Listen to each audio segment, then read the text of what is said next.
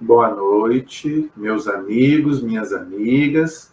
Vamos dar sequência, então, aos nossos vídeos, né, sobre a nossa escola teológica católica, sempre com um tema diferente da nossa fé, para que a gente possa conversar e aprofundar, né, sobre a nossa fé cristã católica, tá?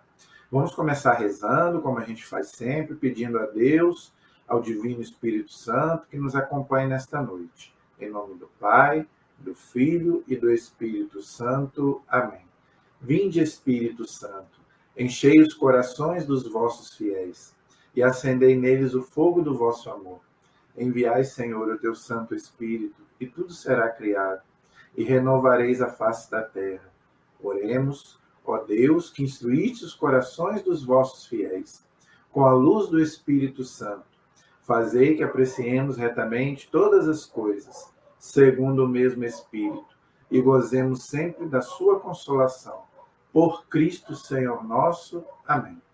Pedindo também a intercessão de Nossa Senhora, para que ela também nos acompanhe nesta noite. Ave Maria, cheia de graça, o Senhor é convosco. Bendita sois vós entre as mulheres, e bendito é o fruto do vosso ventre, Jesus. Santa Maria, Mãe de Deus, rogai por nós, pecadores, agora e na hora de nossa morte. Amém. Glória ao Pai, ao Filho e ao Espírito Santo, como era no princípio, agora e sempre. Amém. Nossa Senhora Aparecida, rogai por nós. São José, rogai por nós. Todos os anjos e santos de Deus, rogai por nós. Em nome do Pai, do Filho e do Espírito Santo. Amém. Boa noite, meus irmãos, minhas irmãs. Hoje nós vamos dar sequência ao nosso estudo que nós estamos fazendo sobre a Santa Missa, né? Eu fiz um primeiro vídeo sobre a missa, explicando a parte teológica da missa, não é? O que a Sagrada Escritura fala e o que a Sagrada Tradição fala, né, da missa, e o que é a missa. Expliquei, né, que a missa é o sacrifício de Cristo que se torna presente no altar, não é? Então, expliquei toda a importância para nós católicos da Santa Missa, tá?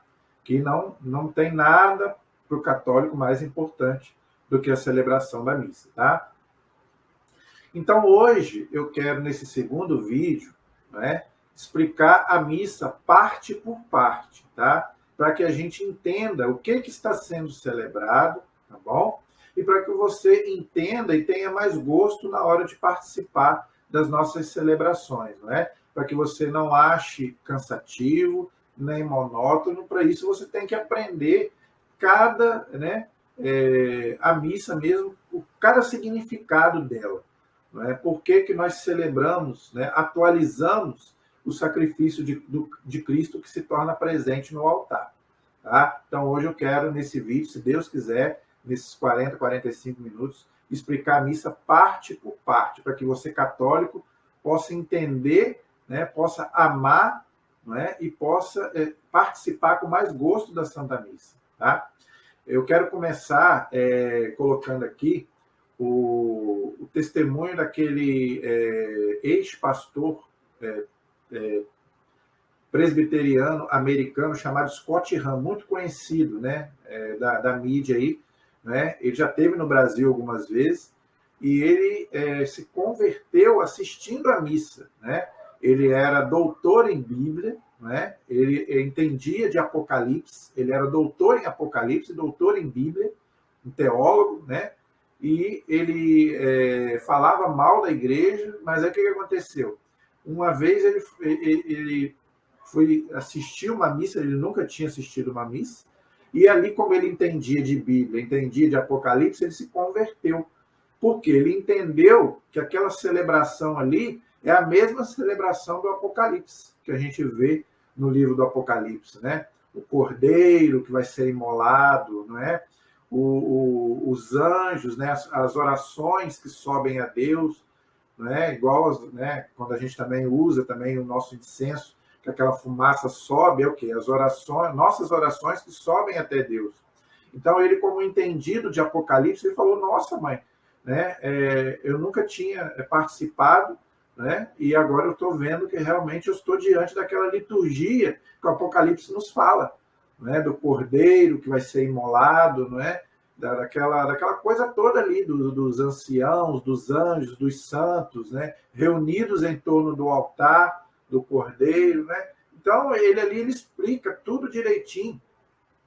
Inclusive, ele escreveu um livro explicando, chamando O Banquete do Cordeiro. Eu tenho esse livro aqui, mas eu não... eu esqueci de pegar para mostrar, posso até mostrar numa próxima vez. Né? É um livro maravilhoso, O Banquete do Cordeiro, onde ele explica, não é, a missa de acordo com o Apocalipse. É a mesma liturgia que acontece no céu, acontece na Santa Missa. Né? Ou seja, a adoração ao Cordeiro, que é o Cristo, não é? O quê? Os anjos, os santos, né? A Virgem Maria, a mulher do Apocalipse, ele explica, né, que aquela mulher do Apocalipse é a Virgem Maria, né? Então, quer dizer, então, ali no céu, eles ali fazem aquela liturgia, mesmo que nós fazemos aqui na Terra, entendeu? Então, é muito bonito, vale a pena vocês lerem esse livro, O Banquete do Cordeiro. Eu posso mostrar esse livro aqui qualquer dia desse, tá? Então, gente, como eu expliquei na aula passada, a missa é o sacrifício de Cristo que se torna presente, né? Já expliquei. Então, vamos lá. Então, a missa começa, não é, com a preparação, não é? A gente prepara o altar, onde vai ser Cristo vai ser imolado, sem derramamento de sangue, já expliquei isso, né? Então, ali o altar é colocado ali uma toalha branca, não é? E ali vai ficar, no altar fica o quê? Só pode ficar o crucifixo virado para quem vai celebrar, no caso, né? O crucifixo representa o quê? O sacrifício de Cristo que foi derramado por nós, né? Por isso que a missa tem que ter um crucifixo, né, virado para o celebrante, tá? 6 velas, 3 de um lado, 3 do outro, que significa o quê? A ressurreição de Cristo. Então, o crucifixo, a morte de Cristo, né, o sacrifício dele imolado na cruz, e as 6 velas, 3 de um lado, 3 no outro, representam o Cristo ressuscitado. Por quê? Porque a missa é a celebração da morte e ressurreição de Cristo. Entendeu? Então, essa simbologia das velas e também do crucifixo. Tá? Mais nada pode ficar no altar, e também o missal romano, que é o livro que rege a missa, tá? Que eu já falei sobre ele aqui. Né? O missal romano ali explica direitinho como que o padre tem que celebrar a missa, tá? Então, mais nada no altar, pode ficar no altar, tá bom? E no começo, antes da celebração, tem as intenções da missa. Ali a gente coloca tudo aquilo que a gente quiser colocar, os nossos agradecimentos, pedidos, né? Tudo aquilo que vai ser oferecido a Deus na Santa Missa. Também pedimos também, né, pelos nossos irmãos que já morreram, né? Por isso que existe a missa de 7º dia, né? A missa pelos aqueles que já morreram, né? Por quê? O sacrifício de Cristo que vai ser oferecido na missa, ele é oferecido também para as almas do purgatório. Por quê? Para que, né, elas possam se purificar e depois ir para o céu. Tá? Então, também a missa é para os vivos e também para aqueles que já partiram, que nós não temos certeza se já estão no céu. Né? Tem os santos, que nós já sabemos, né? Tem a igreja. Por quê? Porque a igreja, gente, são 3 dimensões. Tá? É a igreja que está na terra, a militante, a igreja que está no purgatório, se purificando, padecente, e a igreja que está no céu, triunfante. A igreja é uma só. Tá? Então, não tem diferença da igreja que está na terra, da igreja que está no purgatório e da igreja que está no céu. Tá? É uma igreja só. Tá bom? Então, ali começa, então, né, a gente já começa a se preparar, fazer silêncio, para que comece a celebração. Começa a celebração com a entrada. Então, o que acontece? Né? Aqueles que vão celebrar a missa vão entrar lá no final da igreja, ou seja, os padres, né, se tiver o bispo também, né, mas geralmente os padres, os diáconos e os ministros que vão ajudar os padres, os coroinhas, que também ajudam o padre. Né? Então, eles vão... É a chamada procissão de entrada. Tá? O padre, que é aquele que vai celebrar a missa, o sacrifício de Cristo, né? ele vai estar paramentado com a batina, não é? A cor vai ser de acordo com aquilo, né? A primeira aula que eu fiz foi sobre o ano litúrgico, né? Então, o padre vai estar paramentado de acordo com o que ele estiver celebrando, seja Páscoa, Natal ou tempo comum. Eu já fiz um vídeo sobre isso, né? O padre, ele tem que estar de batina, ele não pode celebrar a missa de qualquer jeito, tá? Então, ele tem que estar paramentado para a Santa Missa, tá? O diácono também. Só que a veste do diácono é diferente da veste do sacerdote, né? Por quê? Porque quem vai oferecer o sacrifício é o sacerdote. Também os ministros, cada um tem a sua veste, né? Os coroinhas, mas o padre em si, que vai celebrar a missa na pessoa de Cristo, em persona Christi, eles têm que estar paramentados com a bastina, a casula, a história, tudo, né? Eu vou, né, no próximo vídeo, eu vou colocar os nomes e vou explicar, né, as vestes, né, do sacerdote. Mas, então, ele, como vai estar na pessoa de Cristo, né, aí começa a procissão de entrada. Então, o padre entra com os ministros, né, o diácono, não é? E ele sobe ao altar. Quando o padre sobe ao altar, simboliza o quê? O Cristo que está subindo ao Calvário para oferecer o sacrifício. Tá? Então, por isso que o padre sobe ao altar. Né? Tem que ter o altar. Então, quando o padre sobe, né, é o Cristo que está subindo, né, para oferecer o sacrifício do Calvário, como eu já expliquei. Tá? Não é repetição, já expliquei, né? Não é multiplicação, é o sacrifício de Cristo que se torna presente. Então, o padre sobe ao altar, não é? Beija o altar, reparem isso, né? O padre beija o altar onde vai ser oferecido o sacrifício, né? E aí ele vai para o lugar dele, o diácono para o lugar, cada um vai para o seu lugar. Né? A missa começa com a invocação da Santíssima Trindade, né? Em nome do Pai, do Filho e do Espírito Santo. Então, toda a missa, né, começa com a invocação da Trindade, tá bom? Então, a igreja, né, o padre, né, invoca a Santíssima Trindade, né? Aí tem o canto, né? O Ministério de Música, então, prepara então, o canto de entrada, tá bom? Então, o padre então, começa a missa em nome do Pai, do Filho e do Espírito Santo, invocando a Santíssima Trindade, não é? Então, toda a missa tem que começar invocando a Santíssima Trindade, tá bom? Aí, depois que invocou a Santíssima Trindade, aconteceu o canto de entrada, aí vem a segunda parte, que é o chamado ato penitencial, tá? Então, aí, todos nós vamos pedir perdão dos nossos pecados para o quê? Para que nós possamos participar do sacrifício de Cristo, né?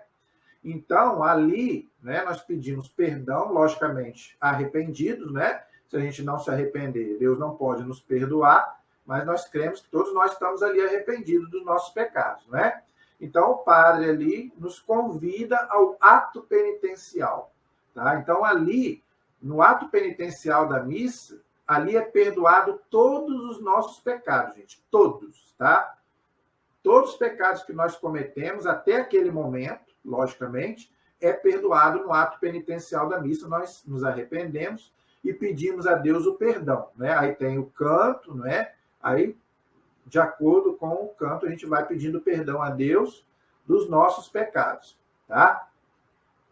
Todos os nossos pecados são perdoados, mas veja bem, tá? Para você comungar na missa, tá? Se você cometeu um pecado grave, não é? Um pecado mortal, aí você não pode comungar, tá? Sem antes fazer a confissão, ok?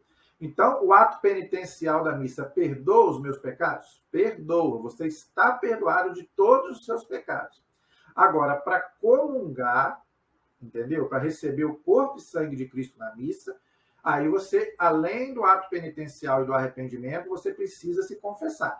Como você não vai se confessar ali agora, que não tem como, aí você não vai poder comungar ali agora, tá? Se você cometeu algum pecado mortal e foi para a missa, tá?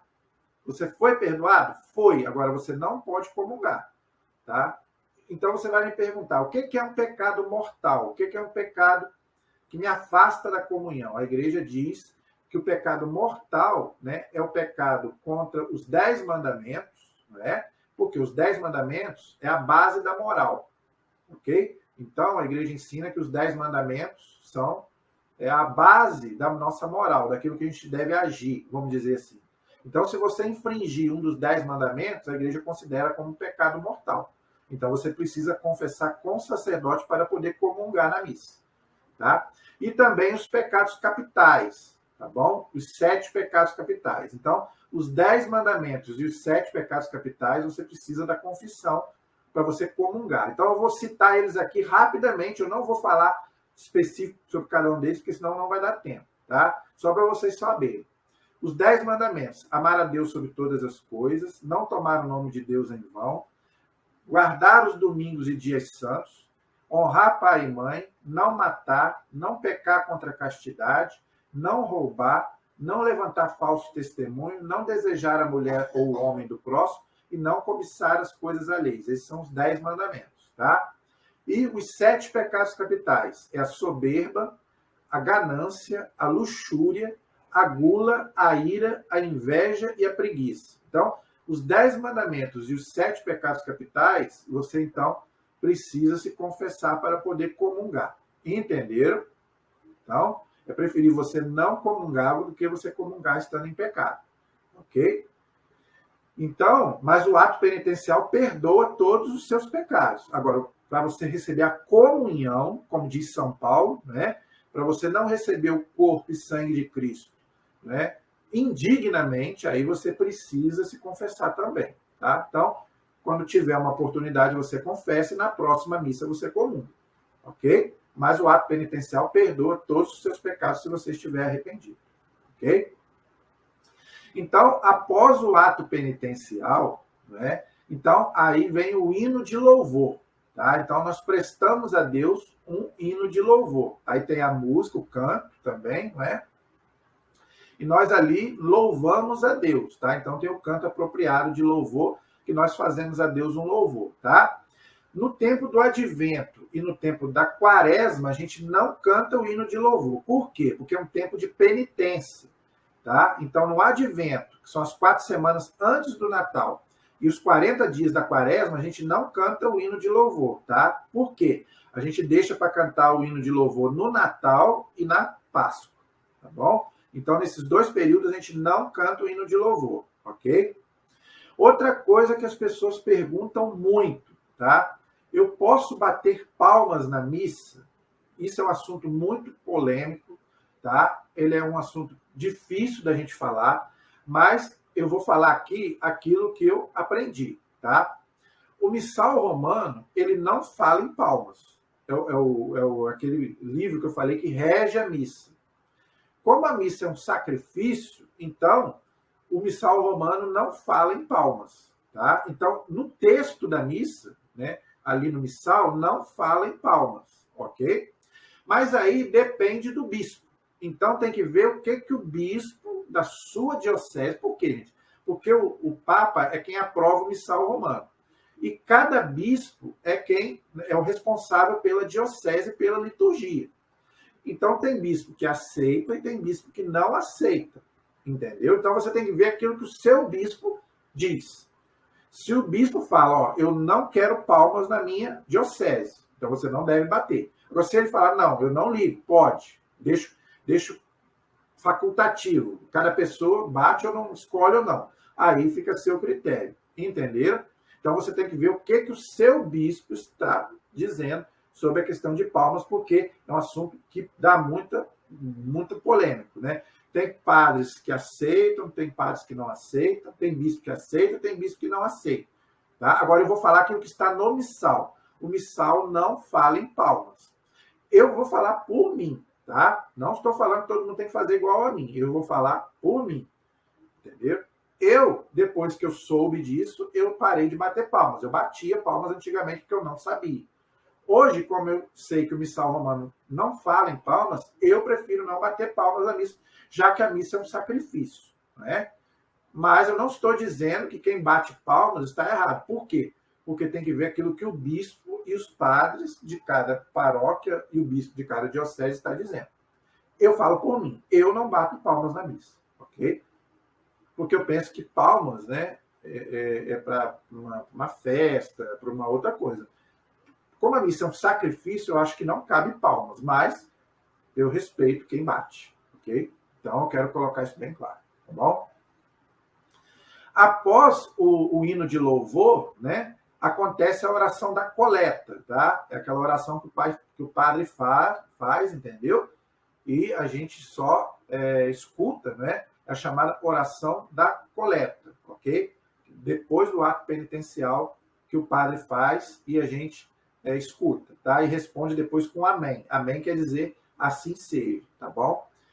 Aí vem a parte da liturgia da palavra, tá? Nós sabemos que a missa é dividida em duas partes, liturgia da palavra e liturgia eucarística. Então, agora vem a parte da liturgia da palavra, ou seja, vai se proclamar a palavra de Deus na missa, ok? Então, vamos lá. No domingo, que é o dia do Senhor, tá? Tem que ter 4 leituras. Dia de semana é 3, ok? Então, se você for à missa dia de semana, são 3 leituras. Se você for à missa de domingo, são 4 leituras, ok? No domingo, que é o dia principal, que é o dia do Senhor, tem a primeira leitura, que geralmente é do Antigo Testamento, tá? Então, é a primeira leitura, entendeu? Que é do Antigo Testamento, né? Tem o salmo responsorial. O salmo pode ser ou rezado ou cantado, tanto faz. Você pode cantar ou rezar o salmo, tá bom? E tem a segunda leitura. A segunda leitura geralmente é da Carta dos Apóstolos, né? É do Novo Testamento, ok? E depois é o Evangelho, tá? É o Evangelho que é proclamado, é o último, é a 4ª leitura. Dia de semana tem a primeira leitura, que é do Antigo Testamento, o Salmo e o Evangelho. Aí não tem a segunda leitura, que é do Novo Testamento, dia de semana, porque a missa é mais rápida, né? Dia de semana são 40, 45 minutos a missa. Dia de domingo é 1 hora, tá? Agora, veja, a primeira leitura e a segunda leitura, o leigo pode fazer, tá? Você, logicamente, se a gente estiver preparado, né? Tem que fazer uma preparação antes, saber ler em casa, né? Se você vai ler na missa, você tem que ler alto para todo mundo ouvir, né? Tem que saber ler. Então, você deve treinar em casa para você ler na missa. Então, a primeira leitura e a segunda leitura, o leigo pode fazer, tá? O salmo também o leigo pode fazer. O ministério de música pode cantar, entendeu? O evangelho, não. O evangelho, só o presidente da celebração pode proclamar o evangelho, ou seja, ou o padre ou o diácono, tá? O diácono, ele pode ler o evangelho, apesar que ele não é ele que está celebrando a missa, porque o diácono não pode celebrar a missa, mas a leitura do evangelho ele pode fazer, porque ele pertence à hierarquia da igreja, né? Então, o evangelho ele pode fazer, tá? Geralmente é o diácono que faz, tá? Então, ou diácono ou padre. O leigo não pode fazer a leitura do evangelho, ok? A primeira e a segunda leitura, sim, pode fazer, tá? Aí depois vem a homilia. A homilia é a explicação das leituras. Então, depois que foram lidas todas as 3 ou 4 leituras, tem que se explicar as leituras para a gente entender. Então, ou o padre ou o diácono podem fazer a homilia, tá? Então, a gente tem que fazer silêncio, não é? Não é para ficar conversando igual o povo fica aí na missa, é o que eu mais vejo. Essa hora o povo começa a bater papo, não é? Não, essa hora é para você escutar a pregação, né? A explicação das leituras, não é? Para você entender aquilo que a igreja está ali nos ensinando, tá bom? Então, o padre ou o diácono, né? Por quê, gente? Porque ali é Cristo que está falando através dele, entendeu? O evangelho é o próprio Cristo, é a boa nova, não é? Lembra da passagem de Cristo, que ele vai para a sinagoga e começa a fazer a leitura? Todo mundo escuta a palavra de Deus? Então, quer dizer, não é horário para você ficar de conversa, ficar namorando na igreja. Tem gente que fica, né, namorando na igreja nessa hora. Não, gente, não é para isso. É para a gente escutar a homilia, né? Então, é para a gente escutar aquilo que o padre ou o diácono está pregando para nós, tá? Aí depois vem o credo. Dia de domingo é obrigado a rezar o credo, né? Creio em Deus Pai, Todo-Poderoso. Dia de semana não é obrigado, porque a missa, além de ser menor, não é? Ela, vamos dizer assim, é mais enxuta, né? Então, não é obrigatório rezar o credo dia de semana. Agora, dia de domingo é obrigatório. É a nossa profissão de fé, aquilo que nós cremos, não é? Então, é uma oração muito forte, muito poderosa, né? Então, dia de domingo é obrigatório se rezar o credo. Mais uma coisa que eu esqueci de falar, né, sobre as leituras, né? Tem missas que dia de domingo retira a segunda leitura. É aquilo que eu expliquei. Dia de semana não é obrigado ter a segunda leitura, gente, mas dia de domingo não pode tirar a segunda leitura. Infelizmente, tem paróquias, tem igrejas que tiram a segunda leitura, até mesmo na missa das crianças, né? Não pode estar no missal romano. Dia de domingo tem que ter as 4 leituras. A primeira, o salmo, a segunda leitura e o evangelho. Gente, eu estou falando aquilo que está no missal romano, tá? Porque tem gente que pode achar ruim com o que eu vou falar, porque tem paróquias que retiram a segunda leitura. Não pode, dia de domingo, tá? Então, dia de domingo tem que ter as 4 leituras, tá? Então, depois da homilia, o credo, né? Aí depois vai ter as orações da comunidade, né? Aí a igreja vai pedir, né? A igreja o quê? Todos nós, né? O padre junto com nós que somos leigos, né? Vamos fazer as nossas orações, os nossos, né, pedidos a Deus. Por isso que é chamado de oração da comunidade, dos fiéis, né? Ali a gente vai pedir para a igreja, vai pedir pelo Brasil, pelo mundo, né? Então, ali todos nós unidos vamos pedir a Deus as nossas orações em comunidade. Então, o padre faz a primeira parte e nós respondemos. É a chamada oração da comunidade, oração dos fiéis, tá? Aí depois vai começar a segunda parte da missa, tá? Que é a liturgia eucarística, que é a parte mais importante, entendeu?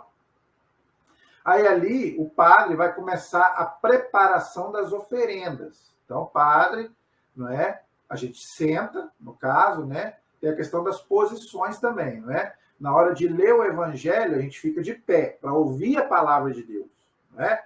Aí depois a gente senta para o padre preparar as oferendas e depois novamente a gente fica de pé, tá? Aí ali, então, o padre vai começar a preparar o quê? O pão e o vinho que vai se transformar no corpo e sangue de Cristo. Então ali vai ter toda uma preparação, não é? O padre vai abrir aquele pano branco, onde vai ser, né, celebrado o sacrifício de Cristo.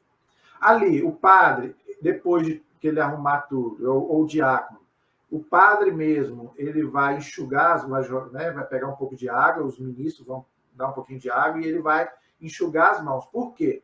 Em sinal de purificação. Ele também, que ele também é um homem, né? Ele também vai, vamos dizer assim, num gesto simbólico, se purificar para lhe oferecer o sacrifício de Cristo, entendeu? Aí depois, o padre também ele pega uma gotinha de água e coloca no cálice. O que significa isso? É o quê? A nossa humanidade que vai ser unida à divindade de Cristo. Então, aquela gotinha de água, né, significa a humanidade, a nossa humanidade, né, que se une à divindade de Cristo, no cálice, né, que vai ser consagrado. Tá? Porque Jesus ele tem também as duas naturezas, a humana e a divina. Não é? Então, ali é mais ou menos essa simbologia. Tá? Então, ali o padre vai começar o quê? A oração eucarística. Gente. A oração eucarística também está ali no missal romano. Então, o padre vai seguir aquelas orações que estão ali no missal. O padre não pode fazer orações que ele quer. Não, ele tem que seguir à risca aquelas orações do missal. Ele pode fazer o quê? Ele pode escolher as orações, porque ali tem, se não me engano, 9 ou 10 orações eucarísticas. Ele pode escolher qualquer uma daquelas 10 ali. Ele não pode trocar por uma outra oração que não seja aquelas que estão ali no missal. Entendeu? Então, ele tem que seguir à risca ali o pé da letra que está ali no missal. Tá bom? Então, ali ele vai começar a oração eucarística, não é? Então, ali ele começa a oração eucarística, nós estamos de pé, não é?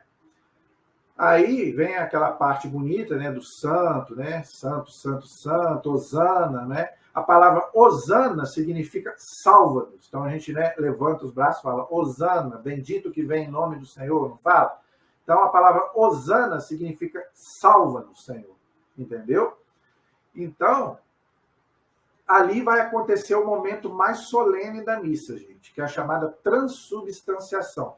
Quando você ouvir aquele sininho, é para se ajoelhar, tá? É o único momento da missa que a gente é obrigado a se ajoelhar, tá? E por quê? Porque ali a gente vai fazer um momento de adoração, que ali vai acontecer um maior milagre, que a gente pode dizer, vai acontecer ali naquele momento, tá? Então a gente vai se ajoelhar, né? Para quê?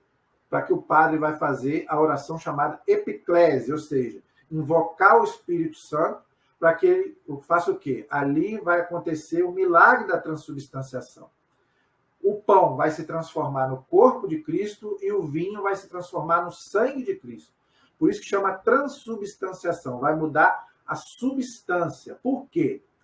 Porque vai ter gosto de pão, vai ter gosto de vinho, vai ter aparência de pão, vai ter aparência de vinho, mas não é pão e não é vinho. É corpo, sangue, alma e divindade de nosso Senhor Jesus Cristo. Por isso que chama transubstanciação. A substância é aquilo que você não vê. Então, quando o padre levanta a hóstia, né, acontece o milagre, mas você não vê. Por quê? Porque muda a substância. Então, continua com aparência de pão, gosto de pão, aparência de vinho, gosto de vinho, mas não é pão e não é vinho. É corpo e sangue de Cristo. Por isso que a gente faz adoração. Você não vai adorar um pedaço de pão e um pedaço de vinho. Você vai adorar o quê? Jesus. Ali agora, gente, aconteceu um milagre. Tá? Aí você vai dizer, mas eu não entendo. Nem eu, mas acontece. Tá? Acontece esse milagre. Porque Jesus disse, né? Isto é o meu corpo, isto é o meu sangue. Jesus não falou, isso representa o meu corpo, isso representa o meu sangue. Jesus não disse isso. Ele falou, isto é o meu corpo, isto é o meu sangue. Jesus falou, você vai contestar Jesus? Você tem essa coragem? Tem gente que tem essa coragem, que fala que é símbolo, que é simbólico. Jesus não disse que é simbólico. Jesus falou que é o corpo dele, é o sangue dele. Como é que você vai dizer que é símbolo? Você vai contestar a palavra de Jesus, que é Deus? Então, para nós católicos, não é símbolo coisa nenhuma. É o corpo de Cristo. Por isso nós fazemos adoração e ficamos de joelhos. Entendeu? Então, depois nós nos levantamos, quando o padre fala, eis o mistério da fé. Aí nós ficamos de pé novamente, continua a oração eucarística, tá? Aí o padre continua a oração eucarística. Ali, ele faz ali também, novamente, pede pela igreja, né? Pela igreja, pede por tudo, né? Por aqueles que já morreram, isso é uma coisa importante também. Tem a parte que chama-se Momento dos Mortos, né? Toda a missa tem. Por quê? A igreja oferece o sacrifício de Cristo por aqueles que já morreram, para que eles também se purifiquem, que eu já expliquei, e do purgatório vão para o céu. Por isso que tem o Momento dos Mortos, né? Também daqueles que já morreram, né? Então, ali, o padre continua a oração eucarística, tá? Depois vem o Pai Nosso, que é a oração que Jesus nos ensinou, né? Jesus mandou rezar o Pai Nosso, ele próprio ensinou para os discípulos. Então, ali nós fazemos a oração do Pai Nosso, tá? Nós não dizemos, depois do Pai Nosso, nós não dizemos o Amém. Por quê? Porque continua a oração eucarística, tá? Então, ali na missa, no Pai Nosso, nós não dizemos o Amém. Então, a gente fala, né? Mas livrai-nos do mal. Aí acaba ali. Nós não dizemos Amém, ok? Porque continua a oração eucarística, tá? Aí depois tem a oração da paz, que agora na pandemia não está tendo, por causa da pandemia, né? Mas, né, tem a oração da paz. Agora, veja, gente, isso é uma coisa também que muita gente erra, tá? Só é para dar paz para aquelas pessoas que estão na sua frente, do seu lado e atrás. Você não pode sair do seu lugar e andar pela igreja. Tem gente que vai lá na frente, vai lá atrás, anda pela igreja para dar paz. Não pode, tá? Não é correto. Você não pode sair do seu lugar. É somente para quem está na frente, do lado e atrás, tá? Por quê? Porque Jesus já está ali, né? A transubstanciação já foi feita. Então, a igreja não quer que você desvie o seu olhar em outras coisas, porque tem gente que vai lá na frente, vai lá atrás e pronto, já dispersou. Não. Nós temos que ficar com os olhos fixos em quem está no altar. Jesus está ali presente. Corpo, sangue, alma e divindade. Então, a igreja não quer que a gente se distraia. Então, a paz, né? A paz que a gente tem que dar é somente para quem está na frente, do lado, atrás e do lado. Não pode ficar zanzando pela igreja nessa hora. Ok? Aí depois vem o Cordeiro, né? De Deus, né? Aquela oração do Cordeiro, né? E depois vem a parte da comunhão, tá? Agora eu quero falar um pouco sobre essa questão da parte da comunhão também, algumas coisas que acontecem, né? Muitas vezes por ignorância, tá? Mas a gente tem que falar aqui, tá? Tem muito abuso, né, nessa hora da comunhão, gente, tá? E tem muitas coisas também que as pessoas não entendem e falam muita besteira, tá bom? Então eu quero explicar algumas coisinhas aqui sobre a comunhão, tá? A primeira coisa que eu quero explicar, tá? Primeira coisa, em relação à distribuição da Eucaristia, ok? O diácono, né, ajuda a distribuir, os ministros ajudam a distribuir, porque é muita gente. Então, só o padre não dá conta, somente dia de domingo, né? Dia de domingo é muita gente, graças a Deus, né? Agora, veja, isso está no missal romano. O padre não pode sentar e mandar o diácono ou os ministros distribuir a comunhão. Eu já vi isso acontecer várias vezes.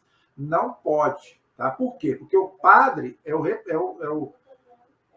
o representante de Cristo ali no momento. E foi Cristo quem distribuiu na ceia para os discípulos, né? Tomar e comer, tomar e beber. Então o padre não pode sentar e mandar outras pessoas distribuir a comunhão. Não. Ele tem que distribuir, tá? Como é muita gente, né? Os ministros e o diácono podem ajudar, mas o padre ele tem que distribuir a comunhão. E é bom que nós recebamos do padre. Por quê? Porque é como se a gente estivesse recebendo do próprio Jesus. Agora, claro, se você receber do ministro e do diácono, não tem problema, eles estão autorizados para isso, tá bom? Então, é importante a gente entender isso, ok? Outra coisa, muita gente pergunta, né? Por que só o padre que comunga, né, a hóstia e o vinho? Nós só comungamos a hóstia. Por que nós não comungamos um vinho? É discriminação com a gente? Não, não é. Por que a igreja só dá a hóstia e não dá o vinho? Por alguns motivos. Veja. Primeiro, quem recebeu a hóstia, recebeu Jesus inteiro, gente. Tá? Não precisa receber, né, o pão e o vinho. Por quê? Quem recebeu a hóstia, recebeu corpo, sangue, alma e divindade. Recebeu Jesus inteiro. Entendeu? Mas isso não quer dizer que nós não possamos receber o pão e o vinho. Não quer dizer isso. Entendeu? Por que a igreja não distribui o vinho? Por precaução. Por quê? Veja, como tem muita gente, primeiro, vai atrasar a celebração. Por quê? Também tem que ter o cuidado também. Por quê? Porque a hóstia, se a hóstia cair, você pode pegar com a mão. Agora, se o vinho derramar, você perdeu. E é uma profanação. É o sangue de Cristo que está ali. Então, a igreja, por precaução, né, como é que vai dar vinho para todo mundo? Entendeu? Então, é preferível, a igreja então prefere dar somente a hóstia. Tá? Mas se a igreja também oferecer o pão e o vinho, beleza, pode, sem problema nenhum. Simplesmente por precaução, a igreja prefere dar a hóstia, que é mais fácil. E outra, quando a igreja vai consagrar o vinho, a igreja consagra o mínimo de vinho possível. Por quê? Porque o vinho tem que ser consumido o mais rápido possível. Porque o vinho estraga, e se estragar é uma profanação, entendeu? Já a hóstia não. A hóstia, depois que sobra, é colocada no sacrário, tanto que, né, a gente vê que as hóstias que sobram vão para o sacrário, entendeu? Então, quer dizer, ali a gente faz, inclusive, a adoração. Já o vinho não tem como guardar, porque o vinho estraga. Se o vinho estragar, é uma profanação do sangue de Cristo. Então, gente, é simplesmente isso. Não é por causa de preconceito nem nada. Mas se a igreja, né, quiser fazer uma celebração menor, tem pouca gente, e o padre resolver lá fazer a comunhão em duas espécies, na hóstia e no vinho, ela pode fazer sem problema nenhum. Agora, tem que ter cuidado para não derramar o vinho no chão, né, que seria uma profanação. Tá bom? Agora, isso aí a gente precisa dizer, gente.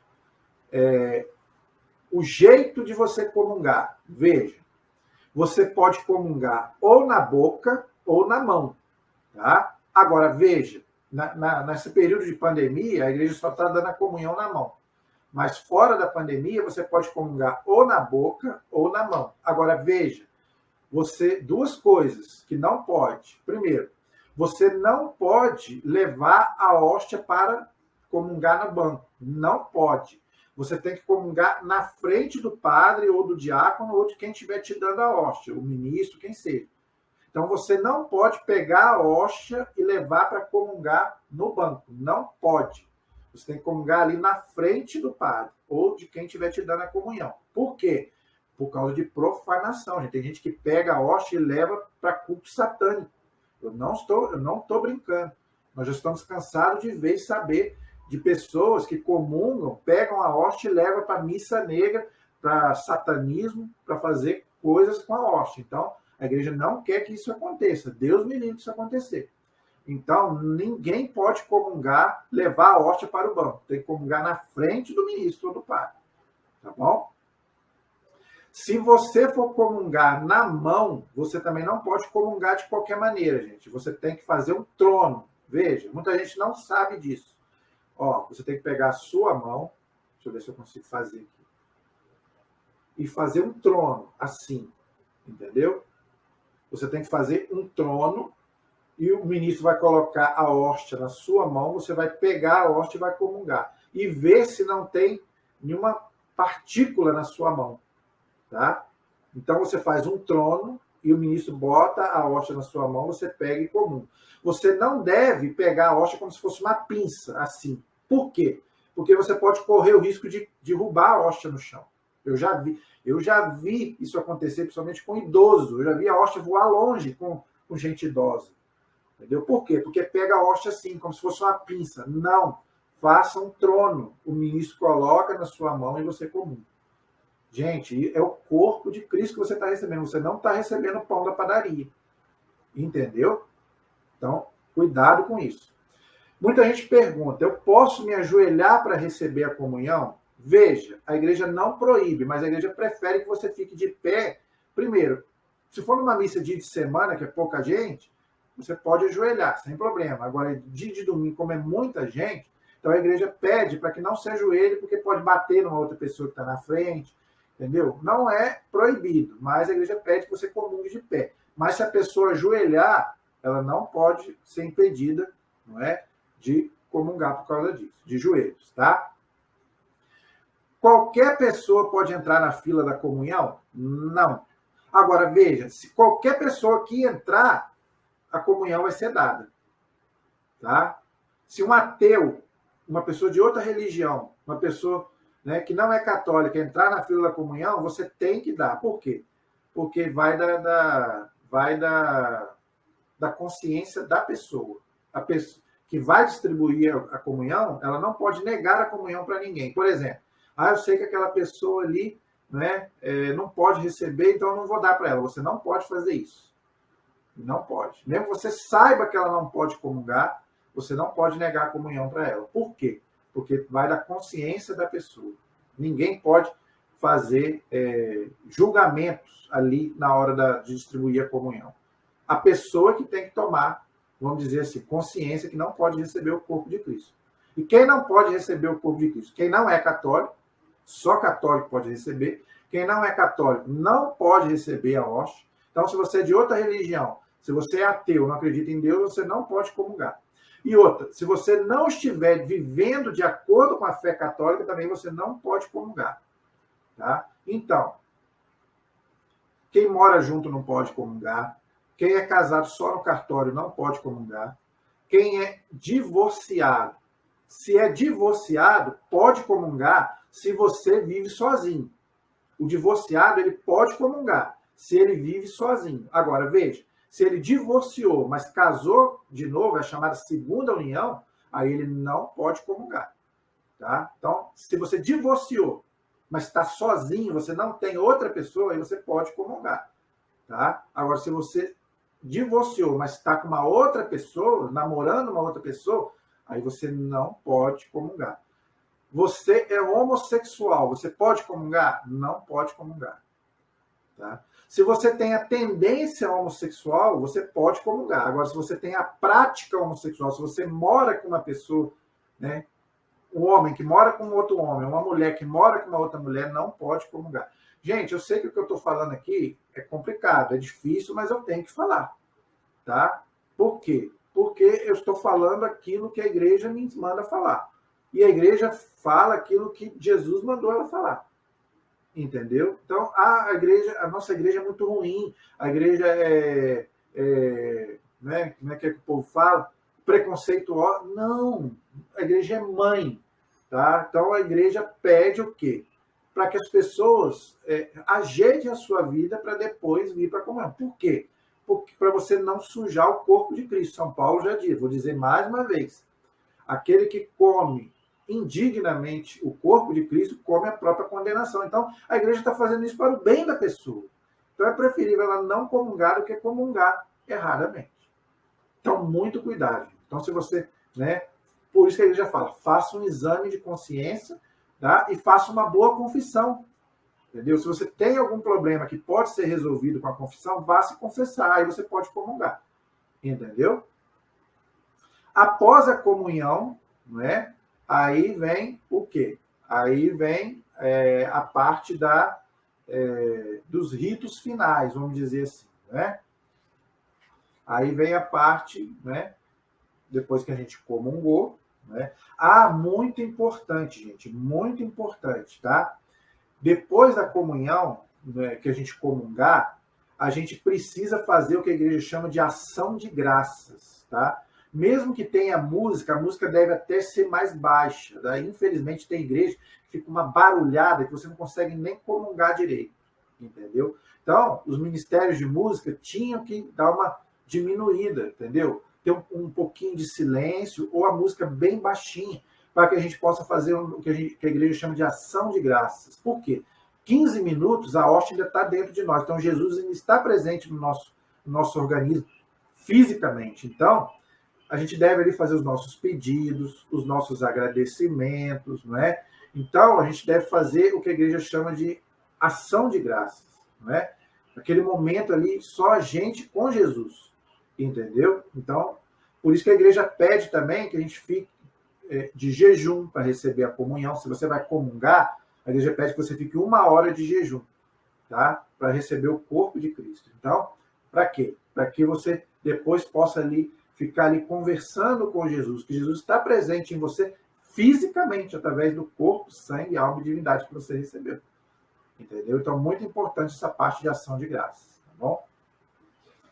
Então, ali, depois que acontece a comunhão, não é? Então, ali a gente vai preparar para o final da missa, ok? O final da missa é a chamada, a conclusão com a bênção final, tá? É a bênção de envio, onde o padre vai dar a bênção final.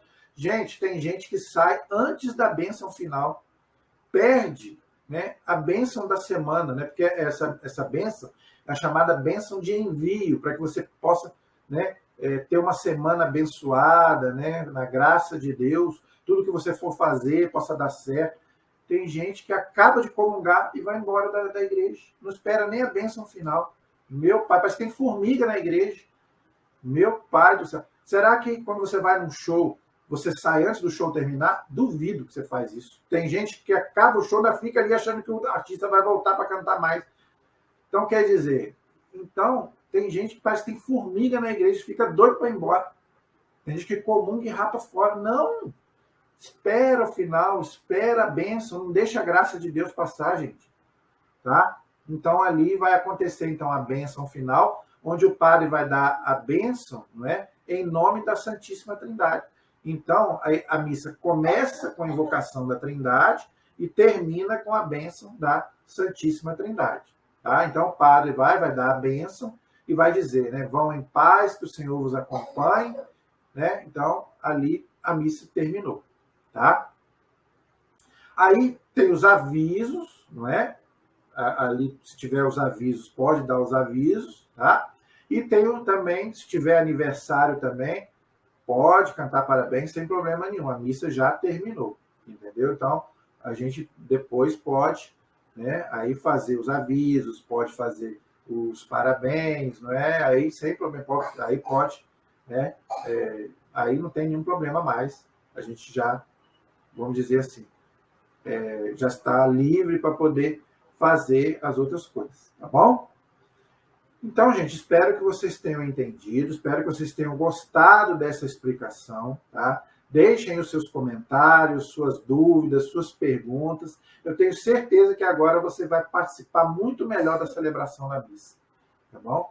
E num próximo vídeo, tá, a gente vai poder explicar também o nome de algumas vestes que são usadas ali na missa, né? As coisas que são usadas. Então, nós podemos encerrar esse vídeo que nós estamos fazendo sobre a missa, explicando um pouco sobre os nomes de algumas coisas que muita gente não sabe. Tá bom? Então, espero que vocês tenham gostado, tá? E se inscrevam aí no canal, tá bom? Passe para outras pessoas, tá joia? E a gente está aí para atender vocês, ok? De acordo com o que vocês tiverem dúvidas aí. A nossa proteção está no nome do Senhor, que fez o céu e fez a terra. Tivemos e permaneceremos todos unidos. Em nome do Pai, do Filho e do Espírito Santo. Amém. Que Deus abençoe a todos. Até o próximo vídeo, se Deus quiser.